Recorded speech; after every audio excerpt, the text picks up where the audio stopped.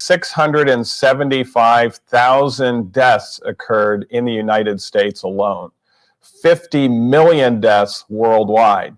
So this pandemic, as far as its deaths are concerned, are far above where we're at now with COVID-19. Interestingly, most deaths occurred in those under the age of 5, between the ages of 20 and 40, and over the age of 65. And this is according to the CDC data. Now, during this pandemic, and in America, it was well known that the Army hospitals were actually the best place to go, and military hospitals, to get treated for this. And it turns out that in Army camps, 20% of those in the camp ended up getting the Spanish influenza symptoms and ended up being diagnosed with the Spanish flu. 16.7% of those Army personnel developing influenza contracted pneumonia. And out of those that contracted pneumonia, 40% of them died. So if we take a look at the statistical death rate for someone getting influenza in the best medical treatment available, at least thought to be the best at that time, was 6.7% death rate. And if we took a look at the entire Army camp, and again, 80% did not get the flu in the Army camp, 1.34% of all Army camp personnel died from the flu. And this was reported in a journal in May of 1919. Dr. Rubel also reported on some comparison data that were received from 10 sanitariums.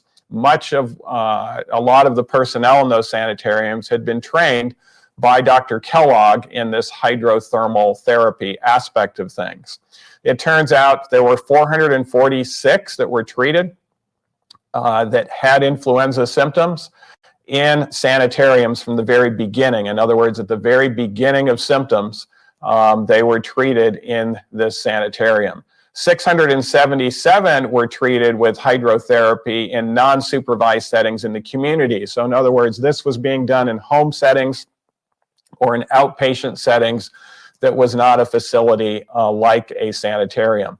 So a total in those 10 sanitariums, including the communities around them that they had trained some people in the home setting, there were over 1,100 influenza patients treated.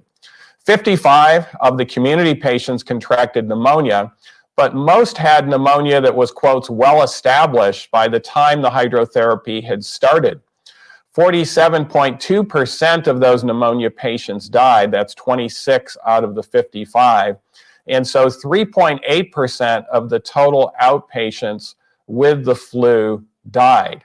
And that is a number that actually is pretty significant when you compare it with the Army military hospital data.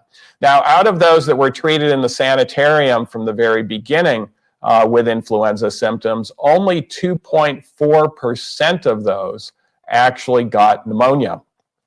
54.5% of those with pneumonia died. So there were only 11 out of those 446 who developed it.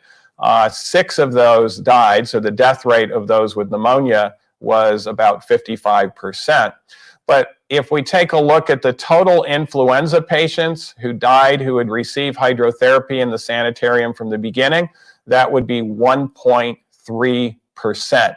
So if we take a look at the best medical care available at that time, 16.7% of those got pneumonia, 2.4%, however, in sanitarium care. And the major difference in care between those two places was hydrothermal therapy.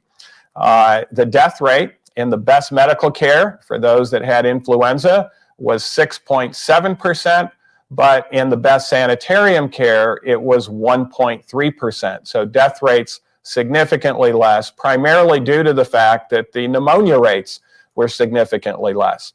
It doesn't appear once a patient was diagnosed with pneumonia that they actually did necessarily better with the hydrothermal therapy, but during this stage when influenza and our immune response was starting, it turns out that this was a crucial stage of actually having this hydrotherapy potentially applied. Now, if we add to that an additional report from Hutchinson City Health Officer, there were more than 90 of 120 dorm students in one of our seminaries that were diagnosed with influenza. Most of these were students, but some of these were faculty members, and most were in that 20 to 40-year-old age group, which was the high death rate.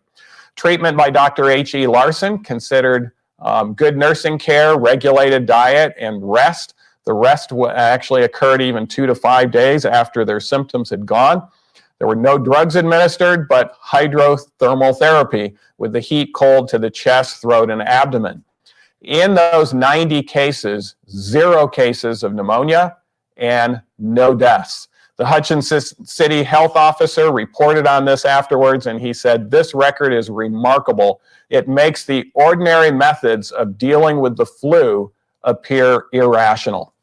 And because of this data that has been accumulated over 100 years ago, the question is, what can we do now in regards to deadly viruses before a cytokine storm occurs? Thank you so much.